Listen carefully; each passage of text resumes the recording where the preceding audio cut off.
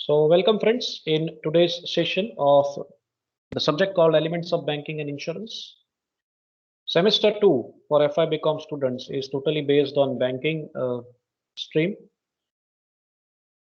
So, we are going to discuss a banking subject in detail, and the chapter which we are dealing currently is bank accounts. And today we are going to discuss what exactly is the procedure of opening, commencing, or starting a saving account.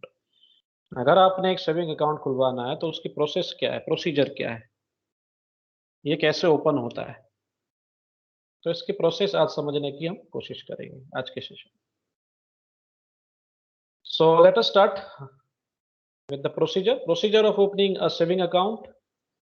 Saving account खुलवाना है तो मैं तो पहले सबसे पहले यही सलाह दूंगा आपको कि पहले आप डिसाइड कर लीजिए कि कौन से टाइप ऑफ बैंक में आप व्हाट टाइप ऑफ बैंक में आप अपना सेविंग अकाउंट खुलवाना चाहते हैं। क्या आप पब्लिक सेक्टर यानी कि नेशनलाइज्ड बैंक जैसे कि एसबीआई हो गई, बैंक ऑफ बड़ौदा हो गई, बैंक ऑफ इंडिया हो गई, सेंट्रल बैंक ऑफ इंडिया हो गई, यूनियन बैंक ऑफ इंडिया हो गई, पंजाब नेशनल बैंक हो गई, ये सब है nationalised banks, public sector banks including Canara bank. वैसे बहुत सारी है वैसे।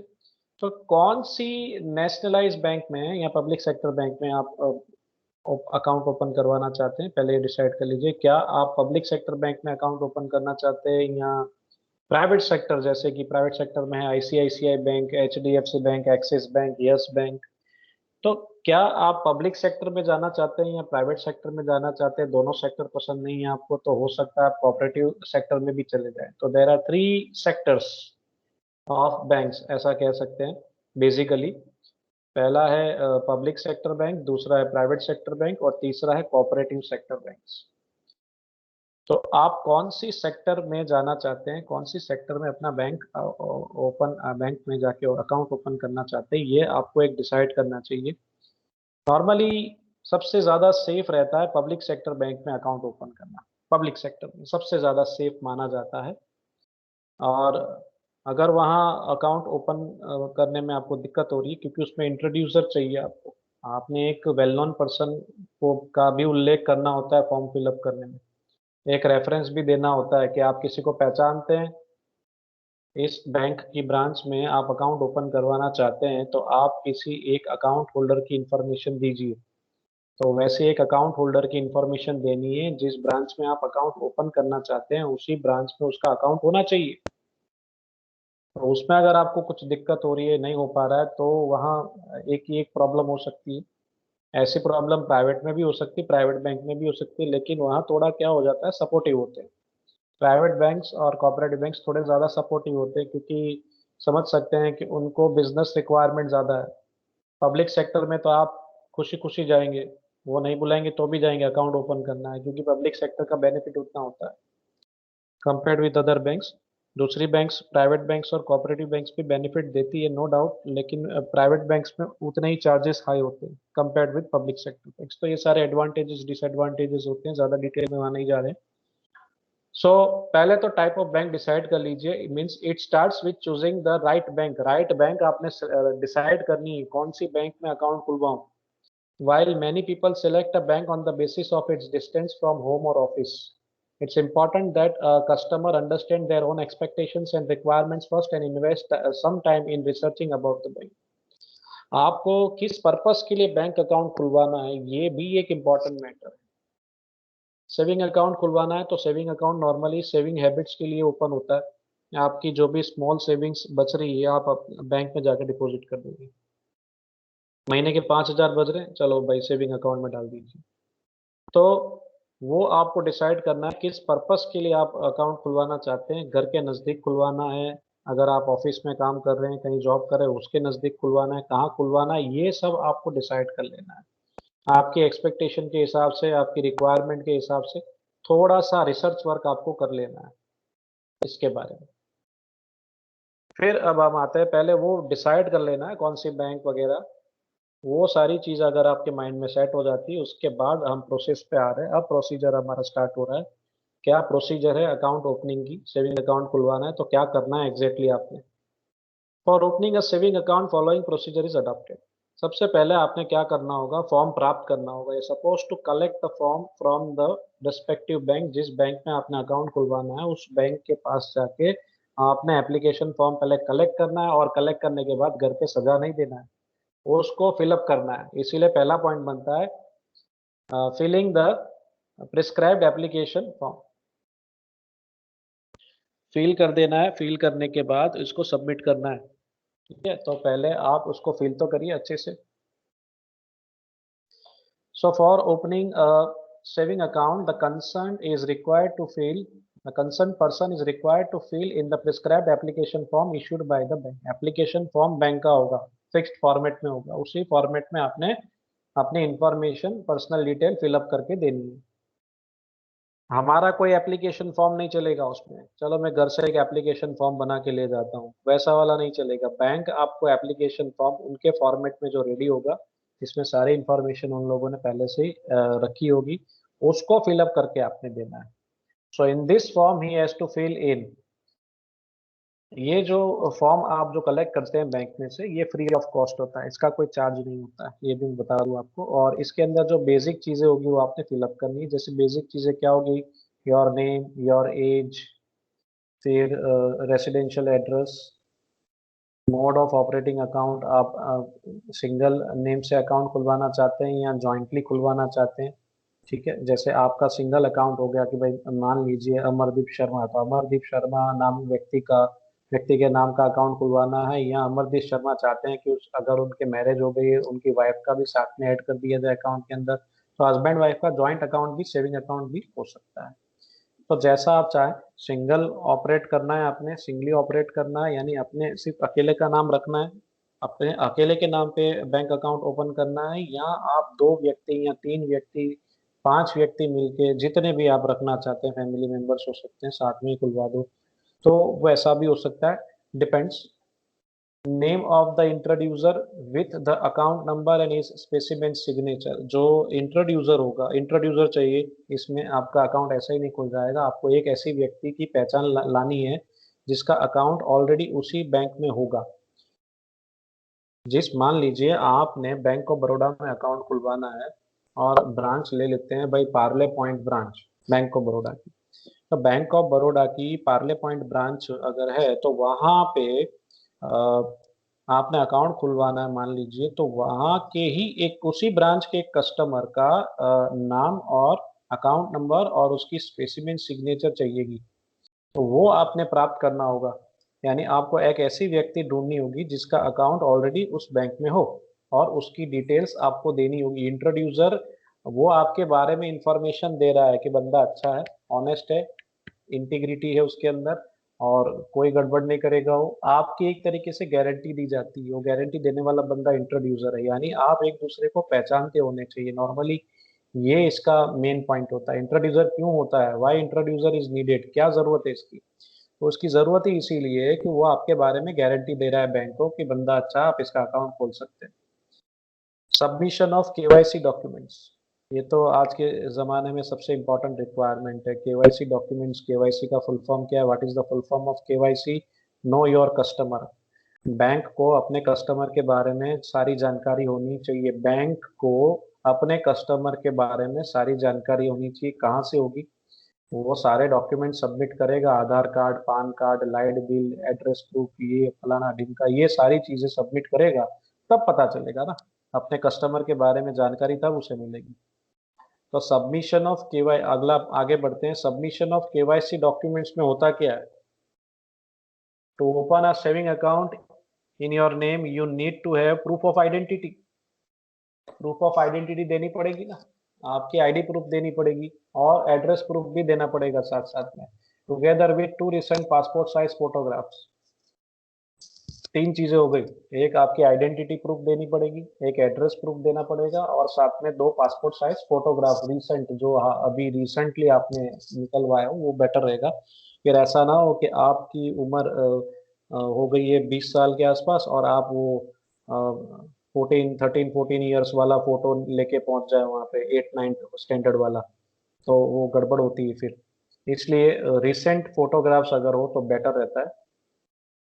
So the following documents are notified as officially valid documents. OVD का full form क्या है? Officially valid documents for the purpose of producing proof of identity. ये officially valid documents है. आप पासपोर्ट की कॉपी जमा करवा सकते हैं आईडी प्रूफ के तौर पे. ड्राइविंग लाइसेंस हो सकता है, वोटर आईडी कार्ड हो सकता है, पान कार्ड हो सकता है, परमानेंट अकाउंट नंबर. ठीक है, PAN card full form permanent account number, Aadhaar card हो सकता है. तो इसमें से कोई भी प्रूफ आप दे सकते हैं as a proof of identity. The customer need to submit any one of these as proof of identity. If these documents also contain the address details, then it would be accepted as proof of address also. तो इसमें से जैसे PAN card होता है ना, तो उसमें PAN card पे एड्रेस डिटेल नहीं होती है हमारी. तो ये मान लीजिए आपका आईडी प्रूफ हो गया, ये प्रूफ ऑफ आइडेंटिटी हो गया, ये मान लेते हैं. और आधार कार्ड जो होता है उस पर एड्रेस होती है, ड्राइविंग लाइसेंस पे भी एड्रेस होती है. तो आप इसमें से कोई भी ऐसी चीज को प्रूफ ऑफ एड्रेस में दे दीजिए, और कोई ऐसी चीज आपको प्रूफ ऑफ आइडेंटिटी, यानी कोई कॉमन भी हो सकता है. नॉर्मली पान कार्ड और आधार कार्ड ज्यादातर बेटर रहता है. अगर आपको अकाउंट खुलवाना है, पान कार्ड तो कंपलसरी है, यूँ समझ लीजिए. अगर आपके pass on the spot PAN card नहीं है तो आपको समय दिया जाएगा. इसकी जगह पे एक एक्स्ट्रा फॉर्म भरवाया जाता है. जब आपका पान कार्ड आ जाता है तब आपने बैंक में उसको सबमिट कर देना है, उसकी कॉपी. आप इसको लेटर ऑन भी कर सकते हैं, लेकिन और प्रूफ तो चाहिएंगे. जैसे आधार कार्ड हो गया या कोई भी, इसमें से एक प्रूफ तो कम से कम चाहिए, जो आपके आईडी प्रूफ के तौर पे यूज हो सकता है, प्लस प्रूफ ऑफ एड्रेस, दोनों में काम आ जाए. ऐसा 2 इन 1 भी हो तो चलेगा. मिनिमम एक आईडी प्रूफ आपको देना होगा, और एक रेसिडेंशियल प्रूफ आपको देना होगा, एड्रेस ऑफ प्रूफ आपको देना होगा. और पान कार्ड अगर आपके पास नहीं है, पान कार्ड अनिवार्य है, कंपलसरी है. पान कार्ड के बिना आपका अकाउंट नहीं खुलता है, ऐसा कहा जाता है. लेकिन इनिशियल स्टेज पे, शुरुआत पे अगर आपके पास पान कार्ड नहीं है, तो आपको समय दिया जाएगा कि कोई बात नहीं, आपका अकाउंट खुल जाएगा, लेकिन पान कार्ड आपको इशू करवा के सबमिट करवाना होगा. तो उसको थोड़ा समय आपको दिया जाएगा. तो you can do that process later on. लेकिन अगर आपका पान कार्ड नहीं निकला हुआ है, तो पहली प्रोसेस आपने यही करनी है. पान कार्ड आप माइनर है तो भी निकल सकता है, इतना आप याद रखिएगा. जैसे आधार कार्ड निकल सकता है, वैसे ही पान कार्ड माइनर बंदे का भी निकालना हो तो निकल सकता है. लेकिन मैं आपको सलाह दूंगा कि 18 ईयर्स अगर आपके हो जाते हैं तो तब आप पान कार्ड की प्रोसेस करें तो चलेगा, कोई दिक्कत नहीं. So if the customer desires to open the saving account, as to fill up the prescribed form which contains the name of the account holder, address, specimen signature and amount to be credited in the account. So जिसको भी saving account open करने की इच्छा हो रही है, if he wishes, if he desire, then he has to fill up the prescribed.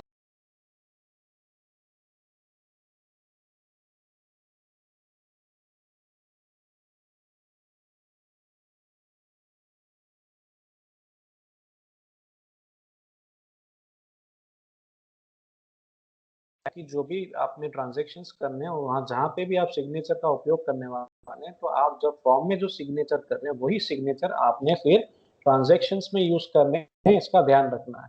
And the amount to be credited, और आप कितने रकम से अपना अकाउंट खुलवा रहे हैं, वो अकाउंट भी आपने उस फॉर्म के अंदर लिख देना है. 1000 रुपये, 5000 रुपये, 10,000, कितने डिपॉजिट करने हैं. जैसे मिनिमम 1000 रुपये होते हैं, तो 1000 आप डिपॉजिट करना चाह रहे हैं इनिशियल स्टेज पे, 5000 करना चाह रहे हैं, 10,000 करना चाहते हैं, एक आप पे डिपेंड करता है. आप जितना मिनिमम अमाउंट जो है वो तो करना ही पड़ेगा, लेकिन उससे ज़्यादा भी करना चाहते हैं अकाउंट ओपनिंग के वक्त तो कर सकते हैं. The specimen signature has to be given on separate card. एक सेपरेट कार्ड पे भी आपको अपना स्पेसिमेन सिग्नेचर देना पड़ेगा. फॉर्म पे तो लिखना ही लिखना है, और एक सेपरेट कार्ड पे भी लिखा जाएगा, जिसको स्कैन करके नॉर्मली बैंक अपने सॉफ्टवेयर में रखती है, एप्लीकेशन में रखती है. जबकि फ्यूचर में कोई चेक आपके नाम का आ रहा है, तो आपकी साइन टैली की जाएगी, क्या आपके ही साइन है ना, किसी ने कोई जाली दस्तखत तो नहीं किए, फॉर्जरी तो नहीं है, फ्रॉड तो नहीं हो रहा है. If the customer desires the facility of checkbook, he has to give name of the person who gives his introduction. अगर आप चेकबुक फैसिलिटी चाहते हैं सेविंग अकाउंट के अंदर, तो आपने इंट्रोड्यूसर लाना पड़ेगा. इंट्रोड्यूसर यानी एक व्यक्ति का इंट्रोडक्शन आपको अंदर फॉर्म के अंदर लिखना पड़ेगा, जिसका अकाउंट ऑलरेडी उस बैंक में हो. आप ऐसे एक व्यक्ति को जानती होनी चाहिए, और वो व्यक्ति आपको जानती हुई होनी चाहिए. The bank provides to the customer a passbook, pay-in slip book and check book while opening the account. तो जैसे आप अकाउंट ओपन करेंगे, आपको अंत में क्या दिया जाएगा सर? एक पासबुक दी जाएगी जिसमें आप जो ट्रांजैक्शंस करते हैं उसका आप रिकॉर्ड रख सकते हैं एंट्री करवा के। पे इन स्लिप बुक की अगर आपको रिक्वायरमेंट है तो आप डिमांड कर सकते हैं, रिक्वायरमेंट नहीं है, नॉर्मली इतनी रिक्वायरमेंट नहीं होती है सेविंग अकाउंट में, लेकिन जब आपने कोई कैश डिपॉजिट करनी होती है, अगर आपको बैंक में जाके कैश डिपॉजिट करनी होती है तो पे इन स्लिप बुक की आप मदद से बैंक में जाके डिपॉजिट कर सकते हैं। एंड चेकबुक, चेकबुक भी आपको इशू की जाती है। नॉर्मली हमारे लिए दो चीज़ ज़्यादा इंपॉर्टेंट है, एक पासबुक और चेकबुक। चेकबुक किसी को पेमेंट करना हो तो हम चेक इशू कर सकते हैं, और पासबुक में हमारे पास डिटेल रहती है हमारे बैलेंस कितनी है, वो हम पासबुक से पता कर सकते हैं एंट्री करवा के। और पे इन स्लिप से क्या कर सकते हैं सर, कोई कैश हमारे पास पड़ी है तो हम उसको बैंक में जाके डिपॉजिट कर सकते हैं। अब इंट्रोडक्टरी रेफरेंस क्या होता है, जो मैंने कहा था आपको कि एक ऐसी व्यक्ति का इंट्रोडक्शन आपने देना है, अंदर इंट्रोड्यूसर का डिटेल देना है आपने, जिसका अकाउंट ऑलरेडी अंदर होता है। ऐसा क्यों किया जाता है, वैसे तो मैंने आपसे चर्चा की, फिर भी एक बार देख लेते हैं। Introductory reference is needed.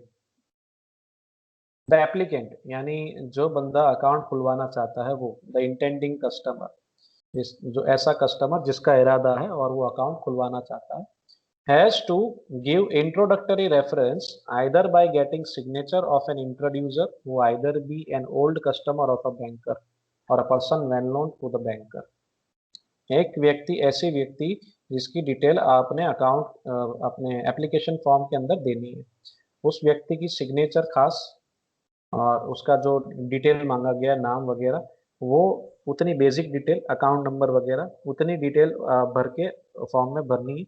और ये बंदा जो होता है, ऐसा बंदा होता है कि ये कस्टमर जो होता है बैंक का ही होता है, may be an old customer, पुराना ग्राहक हो, 10 साल से बैंक अकाउंट हो उसी बैंक के अंदर उसका, बहुत ही रेप्यूटेड पर्सन हो, वेल नोन पर्सन हो, सब जानते हैं उसको, पहचानते हो, ऐसा बंदा हो। अगर ऐसा बंदा गारंटी दे देता है, एक तरीके से इंट्रोड्यूसर बन जाता है, तो बैंक के लिए एक राहत की बात होती है, बैंक को एक एश्योरेंस मिल जाता है कि जिस व्यक्ति का अकाउंट खोलने की प्रोसेस की जा रही है वो बंदा सही है, कोई रिस्क नहीं है उसका अकाउंट ओपन करने में, तो ऐसा व्यक्ति का अकाउंट खोल सकते हैं। एक एश्योरेंस मिल जाता है बैंक को, सेफ्टी फील करती है बैंक, सिक्योर फील करती है। A person who can certify integrity, honesty, respectability and financial standing of the intending customer. ठीक है, ये वेल नोन पर्सन ऐसा होता है जो एक तरीके से ऐसी, इंट्रोड्यूसर को ऐसे ही नहीं बन जाएगा, अगर आपको कोई जानता पहचानता होगा तो ही इंट्रोड्यूसर बनेगा, और अच्छे से आप किसी व्यक्ति को जानते हैं तो ही इंट्रोड्यूसर भी, हमें भी तभी इंट्रोड्यूसर बनना चाहिए, ऐसे नहीं बन जाना इंट्रोड्यूसर, किसी का भी इंट्रोड्यूसर नहीं बन जाना है। जानते पहचानते हो तो ही आपने अपनी अकाउंटिंग डिटेल देनी है, क्योंकि आप अपनी डिटेल्स दे रहे हो तो एक तरीके से आप गारंटी दे रहे हो कि भाई ये बंदा अच्छा है, इसका अकाउंट आप खोल सकते हो, क्योंकि आप उसके ऑनेस्टी के बारे में इंफॉर्मेशन दे रहे हो, सर्टिफाई कर रहे हो, सर्टिफिकेट दे रहे हो एक तरीके से, तो बंदा ऑनेस्ट है, रिस्पेक्टेबल है, फाइनेंशियली साउंड है, कोई दिक्कत नहीं है, आप कर सकते हो इसका अकाउंट ओपन।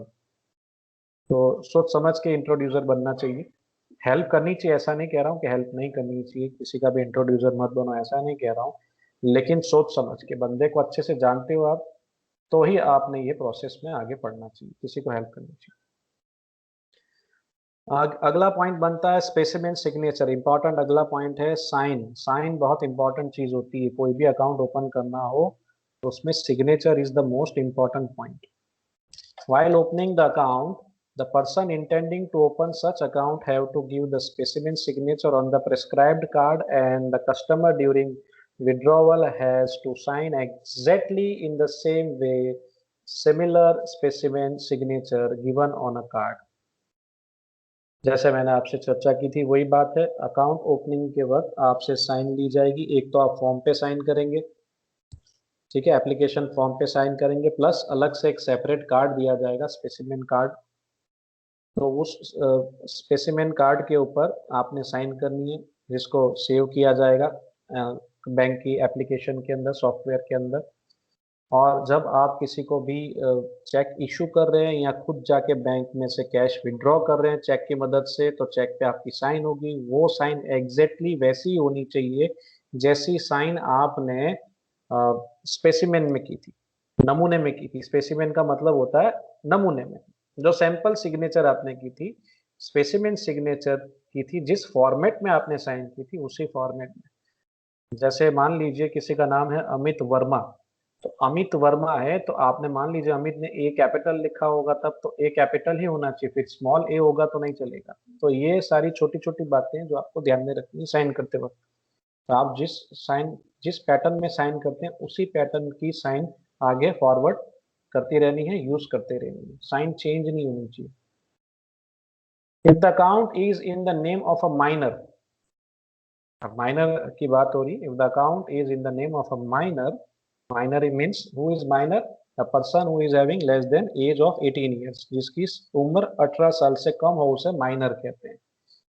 तो जो माइनर बंदा है, नाबालिग व्यक्ति जो है, the name of the guardian and the operating mode is also required to be mentioned along with specimen signature. So if the account is to be in the name of the minor, minor के नाम का account खुलवाना है तो उसमें किसकी detail ज्यादा important हो, कि माइनर की डिटेल तो आप डालोगे ही डालोगे, है नाबालिग जो व्यक्ति है उसकी डिटेल तो हमने डालनी ही डालनी है, लेकिन उसका अकाउंट ऑपरेशन जो करने वाला है, जो पेरेंट्स है उसके, जो गार्डियन है, गार्डियन, तो वो पेरेंट्स या गार्डियन या वार्डन जो भी अकाउंट ऑपरेट करने वाले हैं उनकी डिटेल होनी चाहिए। On behalf of minor the person who is going to operate the account, that person's detail is must. तो यहाँ नेम ऑफ द गार्डियन होना चाहिए और operating mode is also required to be mentioned along with specimen signature. Operating mode भी यहाँ पे final करना होगा, सिलेक्ट करना होगा कि कैसे इसको ऑपरेट करना है इस अकाउंट को। नॉर्मली जो मेजर पर्सन होते हैं, मीन्स जो पेरेंट्स यानी गार्डियन या वार्डन कह सकते हैं, तो जो मेजर पर्सन है वो ही अकाउंट ऑपरेट करते हैं। लेकिन अगर कुछ हो जाए तो फिर क्या, ये क्वेश्चन बन जाता है, इशू बन जाता है। इसलिए उस सिचुएशन में अगर फिर कोई नहीं है तो फिर माइनर पे चला जाता है दारोमदार, या फिर कोई ऐसी व्यक्ति को अपॉइंट करना पड़ेगा माइनर के लिए जो अकाउंट ऑपरेट कर सके। सो ये सारी बात आ जाती है, बहुत ही टेक्निकल इशू है, सिचुएशनल इशू है, रिक्वायर्ड टू बी मेंशन, और इसमें भी स्पेसिमेन सिग्नेचर इज मस्ट। जो भी गार्डियन ऑपरेट करने वाले अकाउंट उनकी सिग्नेचर यहाँ पे होनी चाहिए। The intending customer has to sign the rules and regulations of the bank and to give the declaration that he has read the rules and he is bound to obey the rules. एक declaration भी होता है form के अंदर, अंत में होता है कि भाई आपने बैंक्स के सारे रूल्स एंड रेगुलेशंस पढ़े हैं और आप इसको फॉलो करेंगे, ओबे करेंगे, आप मानेंगे, रूल्स ब्रीच नहीं करेंगे, वायलेशन ऑफ यानी कि नियम का भंग नहीं करेंगे। तो वो एक आपको डेक्लेरेशन भी देना होगा। डेक्लेरेशन कैसे दिया जाता है, जो भी डेक्लेरेशन है उसको आपने पढ़ लिया और उसको पढ़ने के बाद नीचे साइन करनी है। साइन की मीन्स आपने अपना कंसर्न दे दिया है, सम्मति दे दी है आपने कि भाई मैंने सारे रूल्स पढ़ लिए हैं और मैं इसका पालन करूंगा, मैं इसकी गारंटी देता हूँ, डेक्लेरेशन करता हूँ, एक्नॉलेजमेंट देता हूँ। साइन करके आप ये कर सकते हैं। For joint account, a specific mention is to be made for the mode of operating the account. अगर joint account खुलवा रहे हैं तो वहाँ mode of operation is important. आप single operate करना चाहते हैं या jointly operate करना चाहते हैं, वो specification यहाँ होना जरूरी है कि भाई एक व्यक्ति ऑपरेट करेगा, हस्बैंड वाइफ का अकाउंट है तो हस्बैंड भी ऑपरेट कर सकता है। सिर्फ ऐसा कहा गया हो कि हस्बैंड ही ऑपरेट करेगा तो सिर्फ हस्बैंड ही ऑपरेट करेगा, सिंगल हो गया, सिंगल मोड ऑफ ऑपरेशन। या सिर्फ वाइफ करना चाहे तो सिर्फ वाइफ, या जॉइंटली हो जाए, जॉइंटली यानी हस्बैंड वाइफ की साइन हो तो ही विड्रॉ कर सकते हैं बैंक में से, तो वो जॉइंटली हो गया। तो जैसा मोड ऑफ ऑपरेशन फिक्स किया गया हो ऐसे काम होगा, ऐसे transaction. At the present the customer has to deposit at least 500 to 1000 जैसा बैंक का नॉर्म्स हो, और मोर इन द बैंक विच में change from time to time and bank to bank. अब डिपेंड करता है बैंक की मिनिमम डिपॉजिट जो भी फिक्स की गई है, 1000, 3000, 5000, तो उतनी रकम आपने कम से कम डिपॉजिट करनी है अकाउंट ओपनिंग के वक्त। कम से कम जो कहा गया है उतनी तो एटलीस्ट उतनी रकम तो डिपॉजिट करनी ही पड़ेगी, ये उससे कम नहीं चलेगा। मान लीजिए 1000 है तो 1000 आपको पे करना ही पड़ेगा। विथ चेक है तो मिनिमम 1000 होता है, विदाउट चेक नॉर्मली 500 होता है। नॉर्मली आज के ज़माने में विथ चेक ही अकाउंट ओपनिंग की डिमांड की जाती है, क्योंकि चेकबुक की ज़रूरत पड़ती ही पड़ती है, भले फिर साल में 2 बार पड़ती हो लेकिन पड़ती है ट्रांजैक्शंस करने में। सो दिस अमाउंट जो डिपॉजिट हम पहली बार कर रहे हैं वो कैश में होनी चाहिए। मान लीजिए 1000 रुपये पे करनी है तो कैश में होनी चाहिए, क्योंकि आपके पास चेक बुक होगी नहीं इनिशियल स्टेज पे, तो आप करोगे क्या, चेक कहाँ से दोगे, कैश ही दोगे ना। कैश ही एक ऑप्शन अवेलेबल होता है हमारे पास, तो कैश से ही ऐसे भी कैश का ही आग्रह रखा जाता है कि आप इनिशियल स्टेज पे कैश डिपॉजिट करें, जिससे आपका अकाउंट एक्टिव हो जाएगा, ओपन हो जाएगा। On accepting the application form with the acknowledgement receipt for the minimum payment, the saving account is open. आपने एक स्लिप के अंदर इंफॉर्मेशन फिलअप करके अपने नाम की, और आपने कैश पे कर देनी है, और साथ साथ में एप्लीकेशन फॉर्म दे देनी है, दोनों चीज़ें साथ में दे देनी है, अमाउंट डिपॉजिट कर देनी है, बस आपका सेविंग अकाउंट खुल गया है, समझ लीजिए। Nowadays it is compulsory to link the bank account with Aadhaar card. ये आज की सबसे इम्पोर्टेंट रिक्वायरमेंट है, आपका बैंक अकाउंट जो है आधार कार्ड से लिंक